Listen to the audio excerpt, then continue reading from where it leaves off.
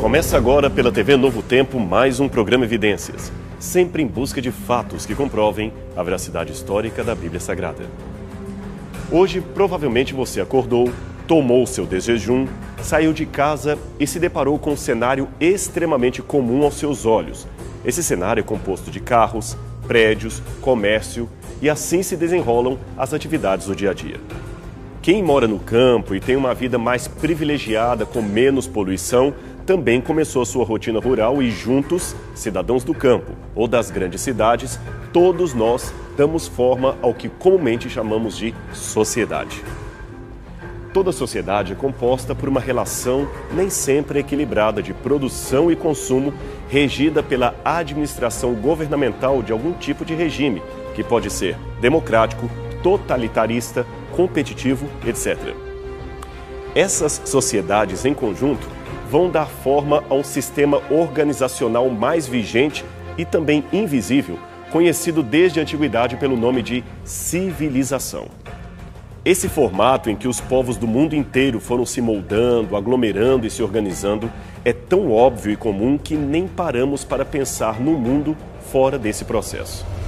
De acordo com a sociologia, civilização é sair do estado primitivo, civilizar um povo, instruir, polir, tornar civil e, de certa forma, até cortês.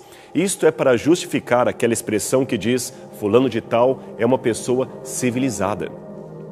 Agora, de modo etimológico, a palavra civilização vem de civil, que por sua vez vem do latim civilis, relativo ao indivíduo que vive numa cidade.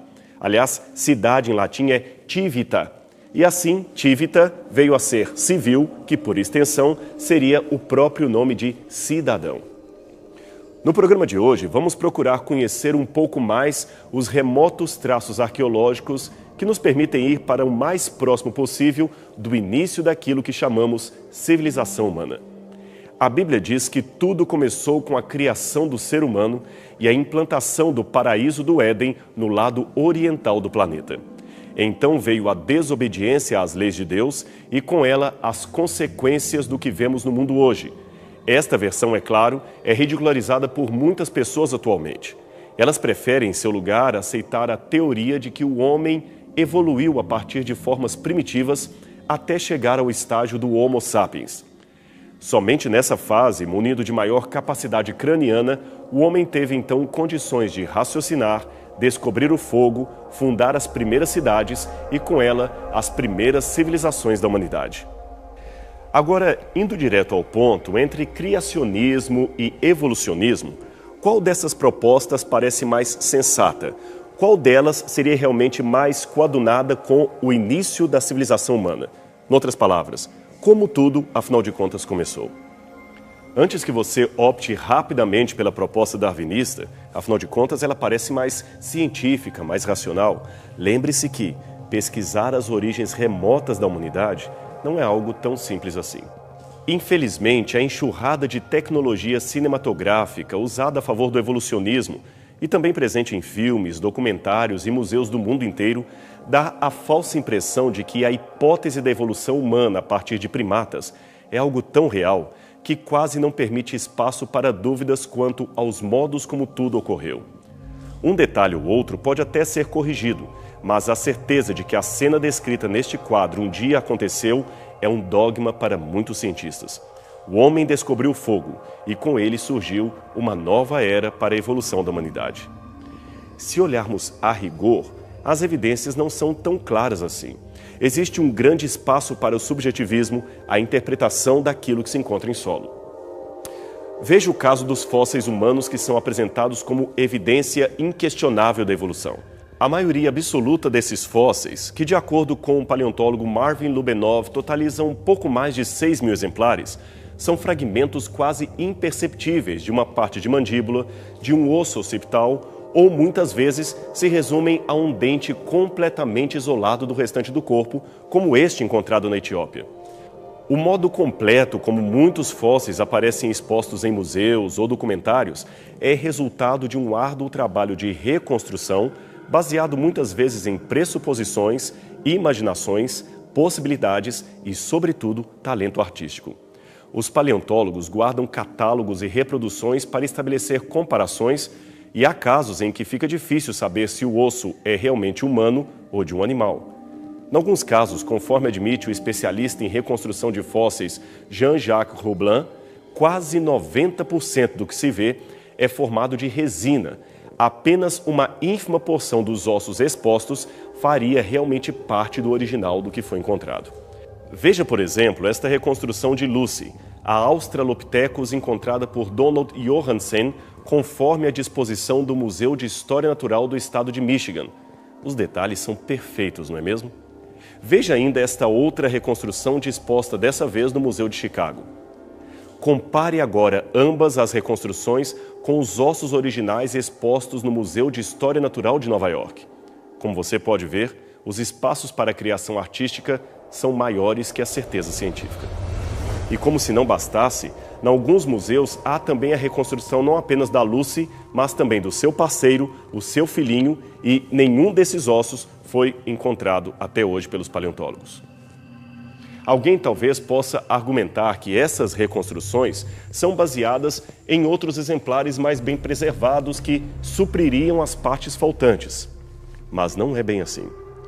Foram tantos erros e alternativas que alguns exemplares fósseis, como os Zinanthropus, receberam várias reconstruções e também denominações, pois chegaram a ser confundidos com exemplares de Paranthropus boisei e hoje nem são mais considerados ancestrais humanos. Sendo assim, notamos que, da mesma maneira que não temos uma pedra original do Jardim do Éden ou uma amostra orgânica do corpo de Adão para provar a sua existência, também não temos nada de concreto que indique que a história se desenrolou exatamente como sugere a teoria evolucionista. O que temos, na verdade, por mais que alguns acadêmicos odeiem admitir, é uma reconstrução e, em última instância, uma demanda de fé. Afinal de contas, fé existe dos dois lados, tanto do criacionista quanto do evolucionista. Eu sei que pode parecer complicado eu falar de fé aplicada a evolucionistas, mas saiba que fé não é um sentimento exclusivo dos religiosos. Acadêmicos que acreditam em algo que não viram com os próprios olhos estão, de certa forma, exercitando a sua fé na teoria que consideram mais adequada para explicar o que encontram em solo. Repetindo, pois, as evidências históricas não são tão detalhadas e conclusivas como gostaríamos que fossem ou como a mídia faz supor que seriam. Mas não pense com isto que podemos optar por um agnosticismo prioritário em relação às origens da vida. Isto é, começar a achar que não se pode nunca ter certeza de nada. Não é bem assim. As evidências podem não ser conclusivas, mas elas oferecem boas pistas e compensa gastar um tempo analisando-as e verificando o quadro que elas apresentam. Mas, antes de falar destas pistas, vamos mencionar um problema que preocupa historiadores e arqueólogos. É que, para uns, a cultura material, isto é, aqueles elementos que encontramos em solo, são muito fragmentários para uma conclusão exata da história. Eles precisam de um texto antigo, preferencialmente contemporâneo, que explique o que aquilo significava. Encontrar, por exemplo, um desconhecido assentamento debaixo da areia do deserto só nos permite dizer que ali havia uma cidade. Agora, sem uma inscrição ou texto antigo encontrado nas redondezas, seria quase impossível dizer que cidade seria aquela, daí a importância dos textos antigos. Por outro lado, porém, rebatem os arqueólogos, os textos podem estar contaminados por linguagem ou propaganda política que geralmente oferecem uma impressão distorcida dos fatos. Por exemplo, o antigo historiador Heródoto afirmava que as muralhas da Babilônia tinham perto de 100 metros de altura, um equivalente a um edifício de mais de 30 andares. A arqueologia, porém, demonstrou que isto era um terrível exagero, e é óbvio que seria. Pois bem, a nossa proposta no programa de hoje é trabalhar com um método que correlacione ambas as fontes textuais e não textuais da história antiga, e assim uma poderá lançar luz sobre a outra. Eu vou explicar isso melhor para você.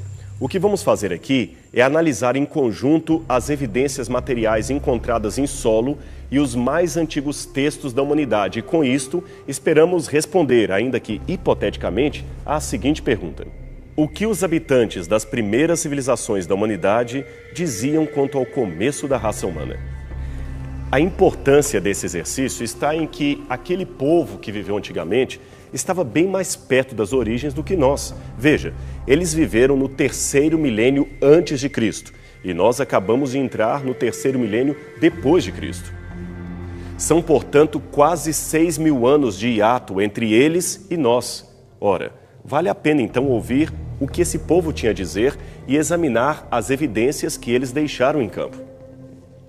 Quais seriam, portanto, os primeiros assentamentos da humanidade que poderíamos chamar de cidade e civilização? Quais foram os primeiros traços de escrita que eles deixaram? Muitos antes pensavam na China, no Egito e em Jericó para traçar os começos da humanidade. Mas hoje, a maioria dos acadêmicos aponta para a Mesopotâmia como sendo o berço da civilização humana. E foi ali que tudo começou, ou recomeçou, se entendermos que ali fundaram as primeiras cidades, porém com pessoas que chegaram imigrantes de outra localidade.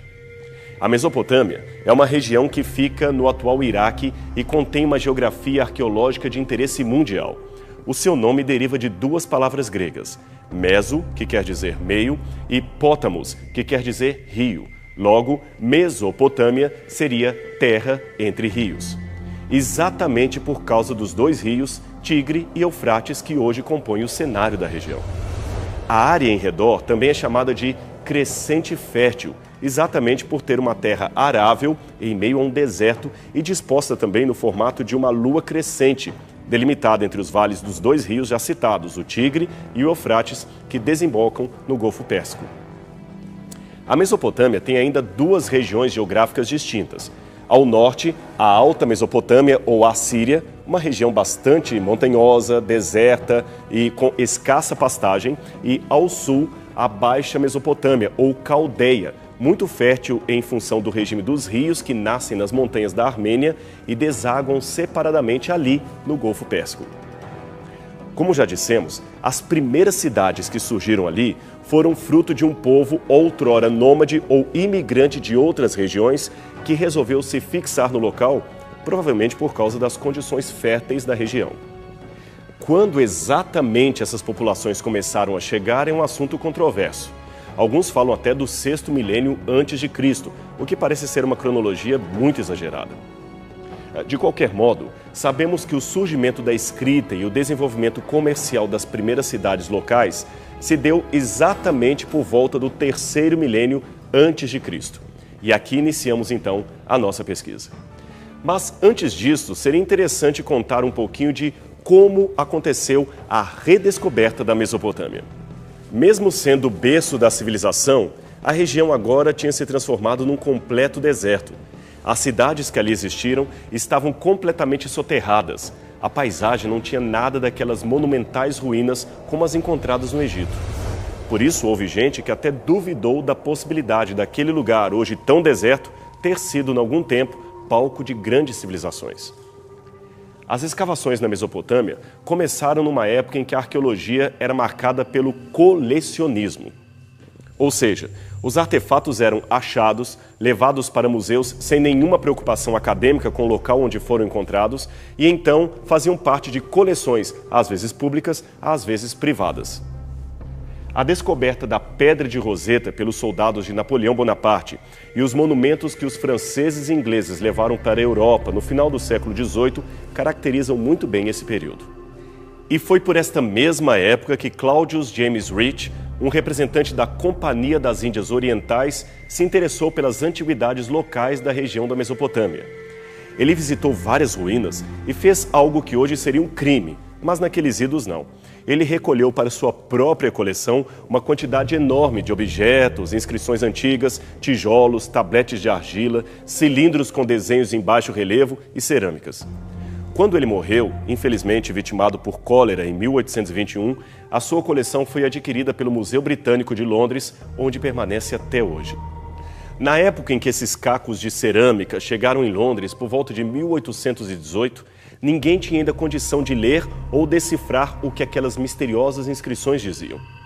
Algumas delas mencionavam explicitamente o nome de Nabucodonosor, rei da Babilônia, mas naquela época, quem poderia ter noção disto? De qualquer modo, ainda que o colecionismo seja hoje questionável, esta leva de materiais para a Europa acabou causando um grande enriquecimento da arqueologia na Mesopotâmia. Ela despertou o interesse também de outros pesquisadores que queriam conhecer melhor aquela região, não apenas por ser mencionada na Bíblia, mas porque também fora palco de importantes eventos da humanidade. Em termos bíblicos, foi na Mesopotâmia que aconteceu o chamado de Abraão e Sara, o erguimento da Torre de Babel e ainda a fundação das primeiras cidades surgidas após o dilúvio. Foram muitas as escavações iniciadas na região, usando os próprios nativos como operários, tradutores e guias. Eles, afinal de contas, estavam acostumados ao rigor do deserto e possuíam uma valiosa tradição oral. Aqueles beduínos contratados foram de grande ajuda para os arqueólogos europeus. Em pouco tempo, ruínas de grandes e antigos palácios começaram a aparecer em meio à terra e os cacos de barro. O local da antiga Babilônia acabou sendo um dos primeiros a serem reconhecidos por causa da tradição dos beduínos locais que, por séculos, chamavam aquele lugar de Il Babil ou Tal Babil, isto é, Montanha dos Escombros da Babilônia. A atenção de Rich concentrou-se posteriormente mais ao norte para uns montículos de terra, onde foram encontrados antigos relevos de pedra contendo cenas e inscrições, mas que, infelizmente, foram despedaçados pelos muçulmanos por representar ídolos dos infiéis. Este é o principal monte de terra visto por Rich nas cercanias de Mossul e que muito o impressionaram. Ele então resolveu explorar o sítio e documentar minuciosamente a sua escavação através de fotos e desenhos profissionais. Em poucos anos confirmou-se o que o próprio Rich já supunha. Aquelas eram realmente as ruínas da antiga cidade de Nínive, a capital da Assíria e local da pregação do profeta Jonas. Quem finalmente a descobriu, confirmando a sua identidade, foi o explorador Austin Henry Layard, que trabalhou 18 meses no local. Pena que a confirmação oficial do sítio só se deu após a morte de Rich, mas aquele foi um tremendo achado para a arqueologia moderna. Em 1842, a França enviou para Mossul um diplomata chamado Paul-Émile Botta. Ele estava ali para começar uma escavação patrocinada pelo governo francês. Afinal de contas, os franceses não queriam ficar para trás em relação à Inglaterra, já que estava representada ali pelos trabalhos de Rich. Paul-Émile Botta, cujo nome de nascimento era Paolo Emílio, era italiano, mas foi naturalizado francês e, com menos de 30 anos, já havia sido nomeado cônsul da França em Alexandria, no Egito. Botta era diplomata por função, médico e entomólogo por formação, mas ele não era um arqueólogo profissional. Contudo, conseguiu, a despeito disso, realizar um grande trabalho para o orgulho dos franceses. Ele não temia passar horas e horas no lombo de um camelo em pleno deserto para anotar cada montículo de terra ou de areia que ele encontrava pelo caminho. Ele também fez escavações e enfrentou o perigo de ser preso, uma vez que a sua pesquisa era considerada ilegal pelo governo otomano que tomava conta do local. Mas, no final de tudo, ele acabou sendo bem-sucedido e o seu esforço foi recompensado com a descoberta da cidade de Dur-Sharukin, ou Fortaleza de Sargon, que ficava na parte da vila de Khorshaba. Ali estavam os restos do palácio de Sargão, e aquela havia sido antes a Nínive, a capital da Assíria, por volta de 717 a.C. Contudo, nem o próprio Emílio Botta estava a princípio consciente da importância do seu achado. Veja o que ele escreveu por ocasião em seu diário particular. O que tudo isso significa? Que estruturas seriam estas? Em que século eles viveram? A que nação pertenceu este palácio? Os desenhos nestas paredes estão me contando histórias de alegrias e ais? Seriam estes sinais estranhos algum tipo de linguagem? Só posso dizer que estas ruínas marcam a queda de algo que fora um grandioso e brilhante passado, mas que agora está desconhecido pelos homens. Realmente, o que aquele explorador francês havia visto pela primeira vez depois de anos debaixo do solo era algo realmente impressionante. Essa foto moderna tirada no sítio de Nínive nos dá uma ideia da suntuosidade das coisas que Bota encontrou no sítio de Khorshaba. Pena que muitas peças delicadas, feitas de alabastro, ao serem expostas ao sol, acabaram derretendo perante os olhos dos exploradores. Outras acabaram quebrando-se devido ao transporte sem muitos cuidados. Dessas peças, o que sobrou foram desenhos da época feitos pelo francês Eugène Fladan, testemunhos únicos de uma arte infelizmente perdida para sempre. Enquanto essas fantásticas descobertas eram feitas, Henry Rawlinson decifrava a partir de inscrições encontradas em Persépolis o significado daqueles antigos caracteres cuneiformes que haviam sido considerados indecifráveis desde as escavações de Rich e Bota. Mas agora, finalmente, as inscrições palacianas, os tabletes, podiam finalmente ser lidos e decifrados. E quando as primeiras traduções foram feitas, evidenciou-se a veracidade de muitas partes da Bíblia que os críticos haviam colocado em dúvida. Um exemplo estava nas inscrições que Bota havia descoberto em Khorshaba. Este foi um dos primeiros textos decifrados e ele trazia declarações amplas de várias conquistas feitas por Sargão II, o grande rei da Assíria. A questão é que, até a descoberta desses textos, os críticos tomavam passagens bíblicas como Isaías capítulo 20, verso 1, e negavam taxativamente a sua veracidade. Veja o que a Bíblia diz nesta passagem. No ano em que Tartã, enviado por Sargão, rei da Síria, enviado a Asdobe, e a guerreou e a tomou, neste mesmo tempo falou o Senhor por intermédio de Isaías. O curioso é que até essa época, nenhum outro texto antigo fora da Bíblia mencionava um rei chamado Sargão, e nem se sabia ao certo se realmente existia um império assírio no 8º século a.C. Logo, a Bíblia não poderia, segundo os críticos, ser considerada um genuíno relato histórico. Porém, as descobertas de Rawlinson, Rich, Layard e Bota silenciaram a tese dos críticos. E não foi só isso. Os registros encontrados também faziam menção de Samaria, de Omri, que seriam respectivamente a capital e o rei de Israel, diversas vezes mencionados no Antigo Testamento. Estes são apenas alguns exemplos de confirmações arqueológicas à historicidade do texto bíblico. Mas essa história não para por aqui. Ainda há muito o que contar para você sobre a fantástica redescoberta da Mesopotâmia e a sua importância para o entendimento da Bíblia Sagrada. No próximo programa, veremos como vieram à luz a descoberta das mais antigas cidades do mundo, datadas do 3º milênio a.C. E, finalmente, conheceremos a história que eles contavam acerca das origens da humanidade aqui no planeta Terra. No último programa Evidências, você pôde acompanhar conosco as primeiras escavações e a redescoberta da Mesopotâmia, o berço da civilização humana. No nosso programa hoje, vamos continuar a conhecer estas descobertas e também compreender as importantes revelações que elas trouxeram a respeito da origem da civilização humana e a veracidade histórica da Bíblia Sagrada. Como você viu, 4 nomes destacam nas primeiras escavações da Mesopotâmia: Claudius James Rich, Paul Emile Bota, Austen Henry Layard e Henry Rawlinson. Este, embora não tenha feito parte das escavações, ajudou na decifração de textos cuneiformes que os escavadores encontraram na região. As escavações por toda a parte não paravam. Equipes francesas, inglesas e alemãs disputavam cada parte de terra em busca de antigas cidades que revelassem detalhes do passado da humanidade. Aqui no mapa você vê a demarcação de uma localidade chamada Eridu. E aqui temos uma foto aérea desta mesma localidade. Como você pode ver, trata-se aparentemente de um simples monturo de areia e nada mais. Mas ali, debaixo de toda aquela areia do deserto, estaria na verdade um dos maiores centros urbanos da antiga Mesopotâmia. Eridu seria uma das cidades mais antigas, se não a mais antiga cidade da humanidade, que resultou no surgimento de outros importantes centros urbanos unidos por um avançado sistema de irrigação e agricultura. Em termos atuais, este sítio arqueológico de Eridu é um montículo de ruínas situado numa região atualmente chamada de Tal Abu Shaherin, que dista cerca de 22 quilômetros de Naziria e 24 quilômetros da ruína de Ur, a cidade onde viveu o patriarca Abraão.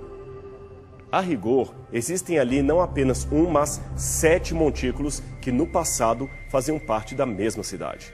Eridu começou a ser explorada em 1854 pelo arqueólogo J.E. Thompson.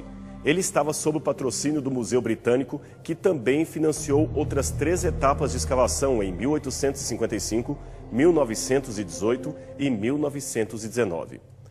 Ocorre, porém, que naquela época a arqueologia, principalmente a arqueologia europeia, era fortemente munida de um espírito colecionista. De modo geral, aquele que escavava fazia mais o papel de colecionador ou museólogo do que de um arqueólogo. É que o objetivo naquela época era lotar coleções particulares ou de museus das grandes cidades. Estes eram enriquecidos com peças antigas, muitas vezes extraídas de maneira irregular, pelos padrões modernos de escavação. Agora veja o que aconteceu. Enquanto outros sítios iraquianos ofereciam enormes relevos com inscrições cuneiformes, figuras entalhadas à mão ou enormes estátuas de valor inestimável, a única coisa que Thompson e outros exploradores puderam achar em Eridu foi apenas uma pequena elevação de adobe substancialmente erudita e compactada. Na época, não havia ainda as técnicas avançadas de localizar o local e seguir o traçado das paredes e muros como hoje se faz em arqueologia. Então o sítio se tornou desinteressante, perdeu o patrocínio e teve de ser abandonado. Até mesmo essa estátua de um leão majestosamente esculpido num granito negro que Thompson encontrou no local teve de ser deixada para trás por não terem dinheiro para um transporte adequado até Londres. Mas com o fim da Segunda Guerra Mundial, as coisas começaram a mudar no Iraque.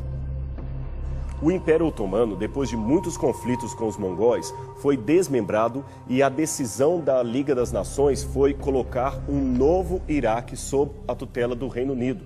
Isto, é claro, fez eclodir uma guerra pela independência do país. Então, finalmente, em 1945, aí já havia passado a Segunda Guerra Mundial, a era colonial da arqueologia teve o seu basta. E o novo Iraque, agora um país independente, tinha condições e regras claras quanto às antiguidades encontradas em seu território. Para isto, eles criaram a Diretoria Geral de Antiguidades Iraquianas, que funcionava junto ao governo para legislar sobre a arqueologia no local. Dentro dessa nova realidade, o abandonado sítio de Eridu voltou a ter importância para o recém-criado Estado do Iraque. É que eles queriam agora descobrir a sua linha genealógica conectada aos mais antigos fundadores da civilização humana. Assim, eles poderiam acentuar a sua importância no cenário mundial. Afinal de contas, eles mesmos, os iraquianos, vinham de um interminável processo de opressão otomana e também da opressão europeia. Mas agora, na condição de um país livre, eles queriam descobrir as suas raízes e a continuidade de sua cultura local. Foi também significativo que o governo oficialmente muçulmano desse patrocínio para escavar em um sítio pré-islâmico, e isto foi muito bom para o conjunto das pesquisas. Os trabalhos, então, em Eridu recomeçaram em 1946 e tiveram como diretor um arqueólogo iraquiano por nome Fuad Safar. Como ele não era muito experiente, contou com a técnica arqueológica do britânico Selton Lloyd, que atuava como conselheiro de campo. Em pouco tempo, o sítio revelou ser a representação de uma das mais recuadas épocas de habitação humana na região da Mesopotâmia. Aliás, ali não era apenas a origem da civilização mesopotâmica, mas da civilização humana de um modo geral, especialmente no Oriente Médio. Em pouco tempo, começaram a aparecer fragmentos de cerâmica, vasos, estátuas e uma boa quantidade de inscrições cuneiformes desde os primeiros estágios da formação da escrita. Foi exatamente ali, naquela vizinhança, que os sumerianos inventaram a escrita a partir de traços cuneiformes que hoje podem ser decifrados por especialistas em paleografia. A equipe arqueológica de Eridu começou os trabalhos de escavação pelo topo da colina, aonde havia traços de um antigo edifício composto de maciças paredes e vários degraus de uma enorme escada. Aquele era realmente o resquício do que fora outrora um edifício monumental, mas que agora jazia escondido por debaixo de uma colina de areia. Aqui você pode ver uma parte da parede externa de tijolos sobressaindo-se sobre a terra. Nesta outra foto, vemos o topo com um fragmento da antiga escadaria. Aquele edifício revelou ser um zigurat. E o que é um zigurat? Pois bem, um zigurat é uma torre-templo muito alta, construída para adorar aos deuses e para outro fim especial que logo a seguir comentaremos. Você vê agora em sua tela outra foto tirada do canto sul do edifício e, finalmente, uma reconstrução artística de como ele seria em seu período de glória. Note por essa reconstrução que a cidade seria uma metrópole fluvial com um enorme porto e vários barcos. De fato, os arqueólogos acreditam que, embora hoje tudo seja um imenso deserto, naquela época era possível chegar de barco à entrada da cidade. Esse mapa mostra como no terceiro milênio o Golfo Pérsico, que hoje está distante da região, era fronteiriço às cidades. Eridu ficava próxima à antiga desembocadura do rio Eufrates, junto ao Golfo Pérsico, que então era alimentado por um canal que saía do rio até a entrada do porto principal. Hoje, não só o Golfo Pérsico está recuado em relação a Eridu, como as rotas dos rios Tigre e Eufrates também mudaram consideravelmente o seu curso ao longo dos anos. Agora, se tem uma coisa que impressionou os arqueólogos, foi o sistema de irrigação e drenagem que havia em toda a região. Uruk, Erech, Lagash e Ur, a cidade de Abraão, eram os principais centros urbanos da região que tinham conexões políticas entre si e com a cidade de Eridu. Tudo leva a crer que juntas elas faziam parcerias para construir canais, diques e reservatórios d'água, usando já naquele tempo a invenção da roda e a tração animal. Os monarcas dessas cidades também construíam templos de elaborada arquitetura que serviam como centro político, econômico, administrativo e religioso. Eridu era uma boa síntese das crenças que havia na região e aqui destaca-se a importância do seu zigurat, isto é, da sua torre-templo e também das demais 31 torres sagradas que havia em várias partes da Mesopotâmia. O zigurat de Eridu fazia parte de um complexo de 16 ou 18 ocupações. Aqui está no topo, pode ser datada em torno do ano 2100 a.C., isto graças a tijolos como estes, que faziam parte da sua estrutura original e traziam inscrições dedicadas aos reis Ur-Nammu e Amar-Sin, governantes da terceira dinastia de Ur, por volta do século 21 a.C. Os arqueólogos ainda descobriram sob as esquinas do zigurat as paredes de outros edifícios ainda mais antigos, todos feitos de adobe. E no nível mais baixo, uma surpresa. Ali, sob a duna de uma areia limpa, foi encontrado este altar, que era a mais antiga construção de todas. Era um altar modesto, cuja área não ia além de 3 metros quadrados. Ele continha um pedestal de frente para a entrada e um nicho com uma parede. Aquele foi um dos primeiros, se não o primeiro altar construído pelos habitantes da cidade de Eridu. E como é curioso notar a sua semelhança com outros altares que a Bíblia registra como tendo sido construídos sob a ordem de Deus para sacrificar cordeiros em referência ao Messias que haveria de vir. A Bíblia diz que a edificação de um altar e sacrifício foram as primeiras coisas que Noé e seus filhos fizeram logo após saírem da arca, sobrevivendo ao grande dilúvio. E na sequência do Gênesis, essa atitude de construir altares em sacrifícios foi perpetuada em várias gerações. Novamente, é interessante notar que o santuário de Eridu começa com um altar e todos os demais edifícios culticos que se seguiram até a construção da torre-templo também ocupam o mesmo lugar. O novo edifício era praticamente uma reconstrução do edifício anterior, aproveitando as suas paredes, os seus alicerces.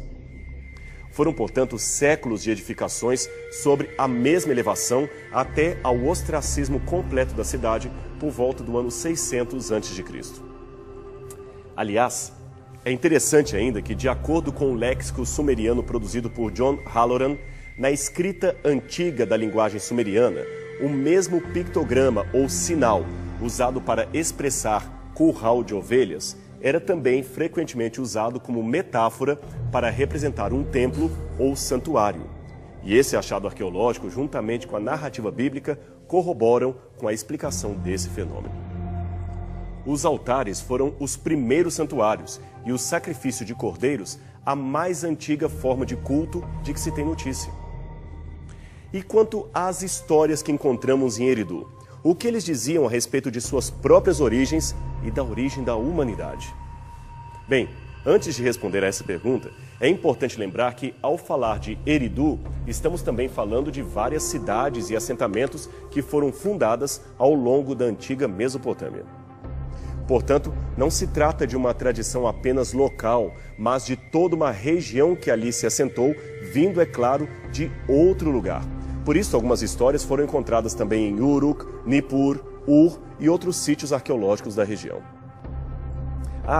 E é importante mencionar que, por centenas de anos, Eridu continuou a existir como um centro religioso ou cerimonial de toda aquela parte sul, até ser eclipsada por Ur, que rapidamente cresceu em tamanho. Mas isto é uma outra história.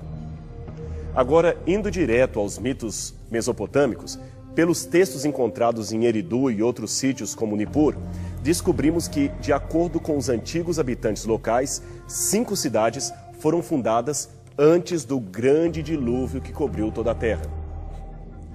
Veja, não é apenas a Bíblia que menciona um dilúvio universal. Os primeiros documentos produzidos pela humanidade também falam desta terrível inundação da qual sobreviveram apenas algumas pessoas para repovoar o planeta. E você se lembra das torres-templo ou zigurates que mencionamos anteriormente? Pois bem, a descrição encontrada em várias tabuletas sumerianas fala que, dentre os motivos para a construção dessas torres tão altas, além da adoração aos deuses, estava o claro desespero de escapar de um possível segundo dilúvio.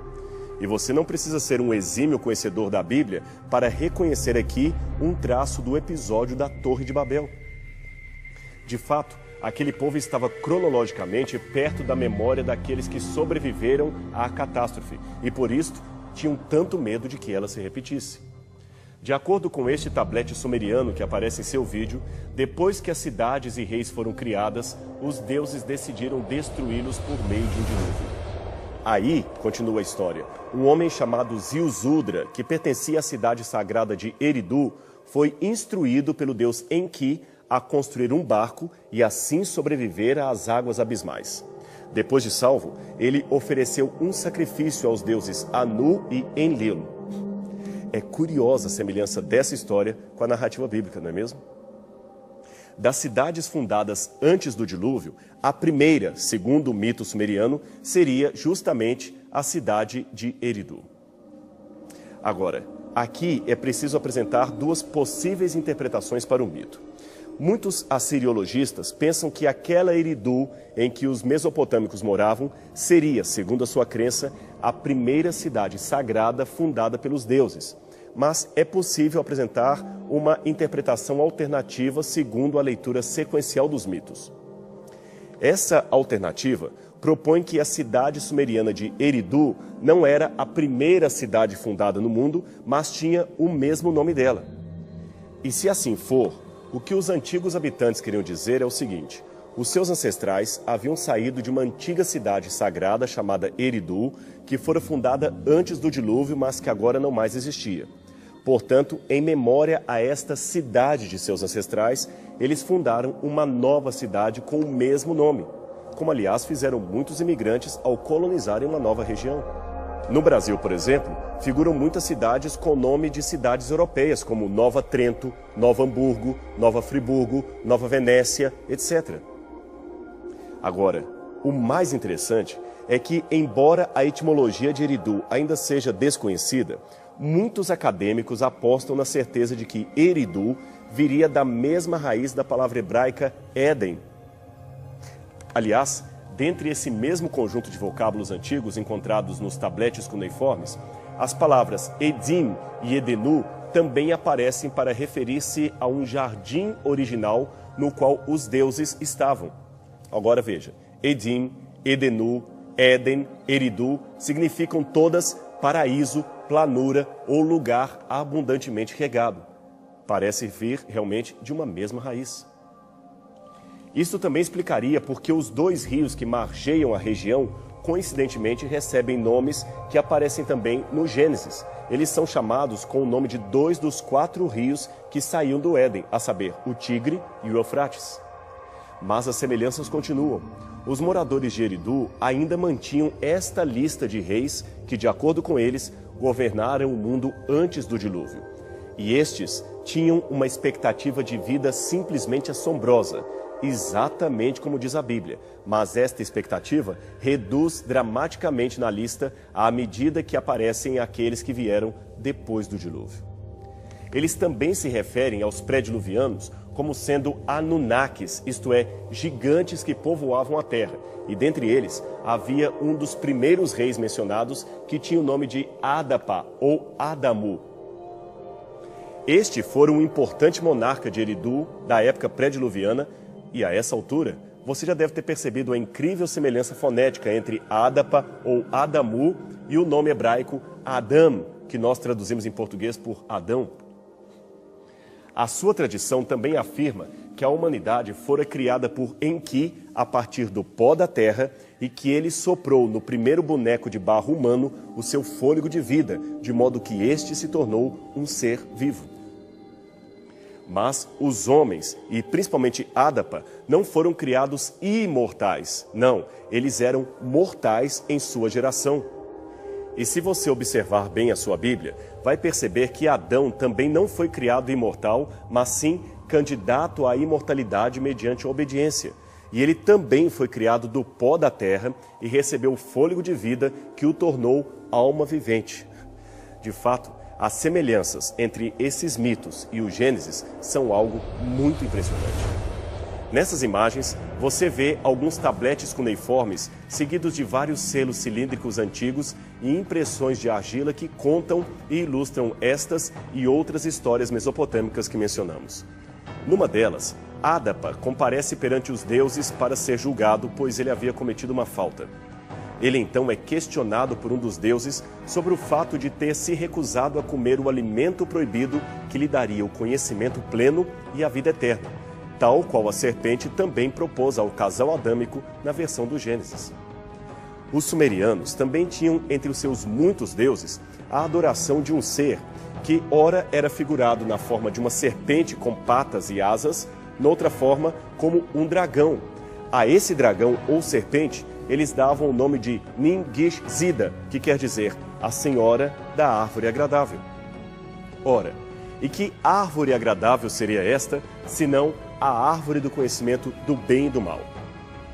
Afinal de contas, se você ler Gênesis capítulo 3, verso 6, verá que ali a Bíblia descreve uma árvore proibida, mas como sendo ao mesmo tempo boa para se comer, agradável aos olhos e desejável para dar entendimento.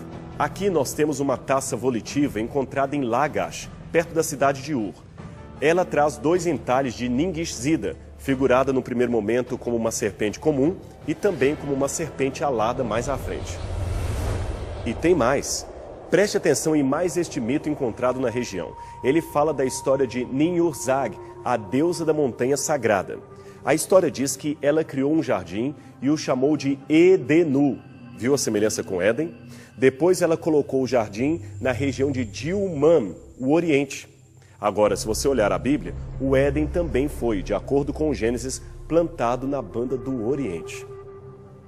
Então, continua o relato, Nin-Urzag incumbiu Enki, o seu amado, de cuidar do jardim e dos animais. Mas ele se tornou curioso e o seu assistente Adapa selecionou 7 plantas proibidas e ofereceu a ele. Enki ficou então doente e sentiu dores em sua costela. Curiosamente, costela é ti em sumeriano, que quer dizer tanto costela quanto vida. Outros deuses então convenceram Nin-Urzag a revelar a questão, e ela então criou Nin-Ti. Nin significa senhora e Ti, costela. Nin-Ti, senhora da costela. Ela foi criada para curar Enki e dar-lhe a vida.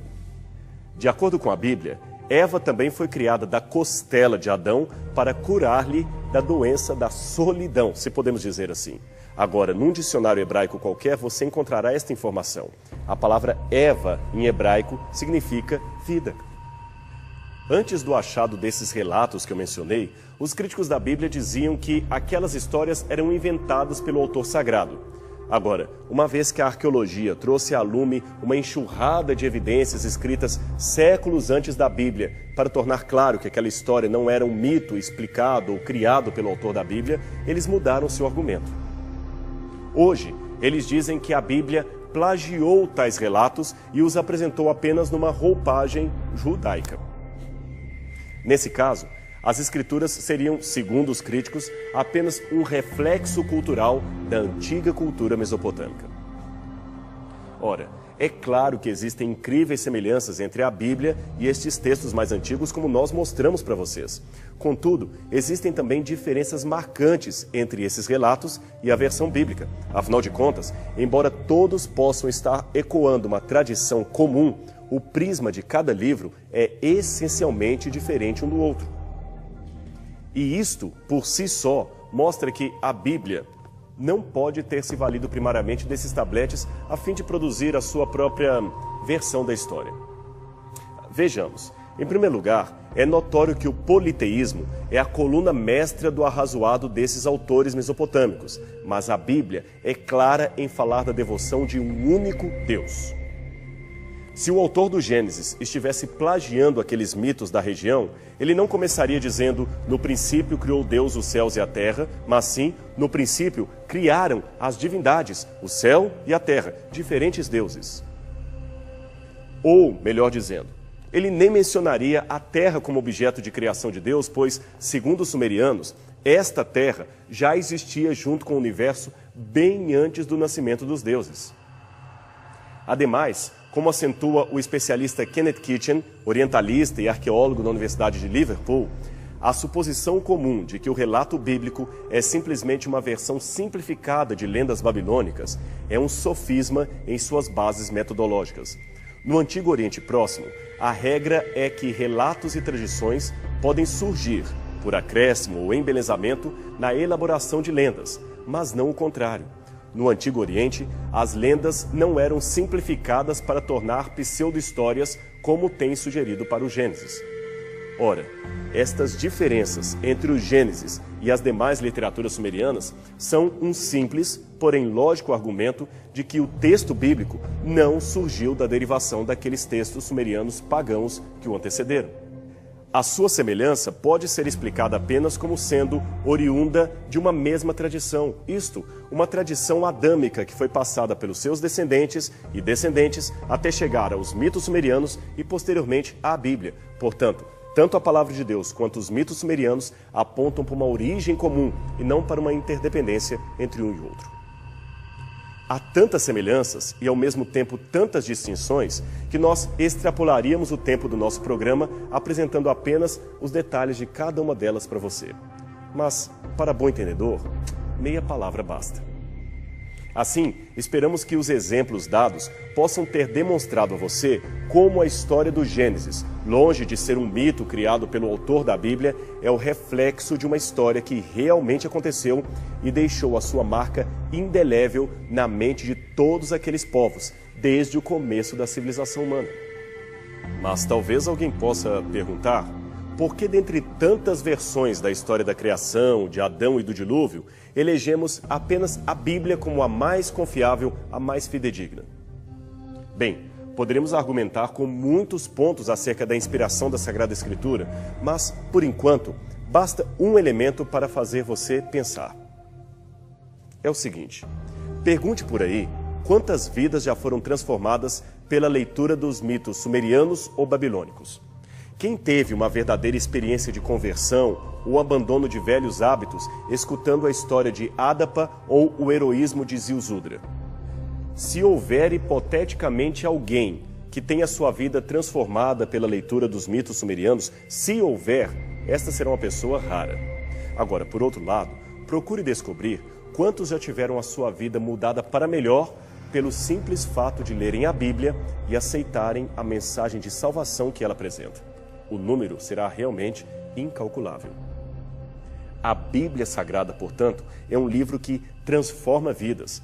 E vida realmente transformada pelo poder salvador de Deus é um argumento que nem maior dos céticos poderá refutar. Você não concorda comigo? Eu espero que a sua vida seja todos os dias também transformada pela leitura deste livro e pela mensagem que ele apresenta. E nós vamos ficando por aqui, mas semana que vem temos outro encontro aqui na TV Novo Tempo para mais um programa Evidências. Até lá!